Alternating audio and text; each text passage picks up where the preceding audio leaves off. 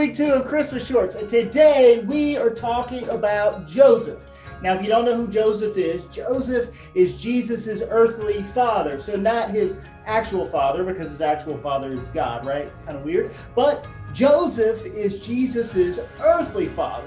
And so today in this Christmas short, we're going to explore a little bit more about who Joseph is, because you know what? Joseph doesn't get enough screen time during the Advent and Christmas season, I don't think. And so we want to get to know who Joseph was.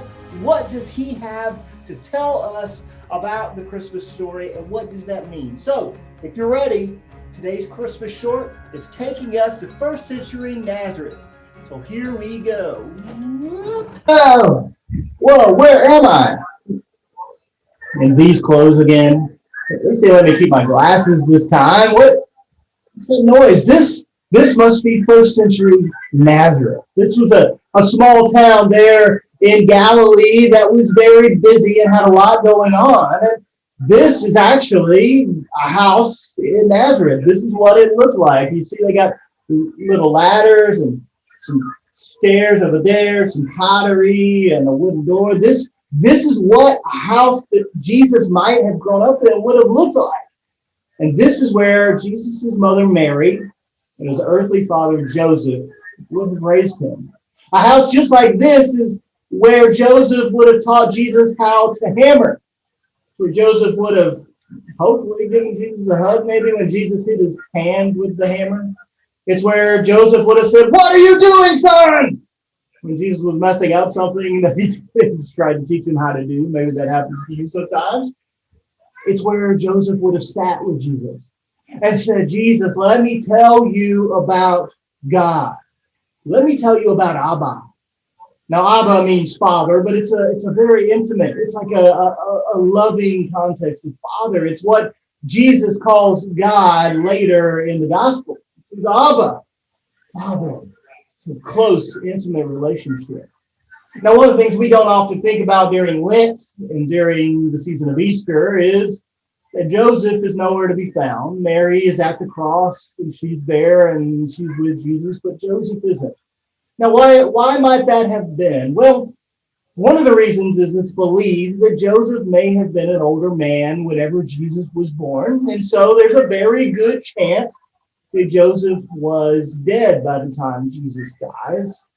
So we don't know anything about Jesus' adult relationship with his father Joseph. When Jesus comes back to Nazareth like this, Joseph isn't mentioned when Jesus is an adult. But what we do know about Joseph is what happens before Jesus' birth. And that is that Joseph is going to be married to Mary. Mary. Anyway, he's going to marry Mary. And at this time, that would have been a great ordeal. Money would have been spent, hogs and cows would have been swapped, and goats and whatever, meals would have been had, all kinds of things would have been arranged for Mary to marry Joseph. She's been promised to him. Now, one of the things about this culture is that if someone is promised to someone, a woman is promised to a man in marriage, that woman doesn't have any other relationship with any other men while they're waiting or after the fact either. But one day, Mary comes to Joseph and says, "Hey, I know I'm not supposed to tell you this, but I'm pregnant." And Joseph, according to the Bible, says, was a righteous man, and he plans to dismiss her quietly. Why does he do that? Because if he goes to the marketplace, like the place that we hear just over that wall, and says, "Hey, everybody, Mary is having a baby, it's not mine," Mary could be punished. Mary could be killed. And so Joseph plans to dismiss her quietly. To end the marriage, he's not going to marry her because, she did something that isn't very faithful in his mind. But he's righteous enough to not get her in trouble. And so he gets ready to end the marriage arrangement, and he has a dream, sleeping one night. And while he's sleeping, he hears an angel say to him, "Joseph." And he's like, "What? What?" And the angel says, "You are going to have a baby with Mary. Mary's going to have a baby. And no, it's not yours. I know that's a bummer, but the baby is God's. And you are going to get to raise that baby along with Mary." And so Joseph does just that. He doesn't end the marriage. He marries Mary. And then Goes to Bethlehem with her for the census, like he's supposed to, and is with the baby Jesus when Jesus is born, and takes the baby with Mary to the temple. And when Herod is trying to kill the babies in the land to get rid of Jesus, Joseph goes with Mary to Egypt to keep Jesus safe. So we don't know much about Joseph from the Bible. But what I think we can say about Joseph is that he was present, that he was there, that he was a man who had some good character.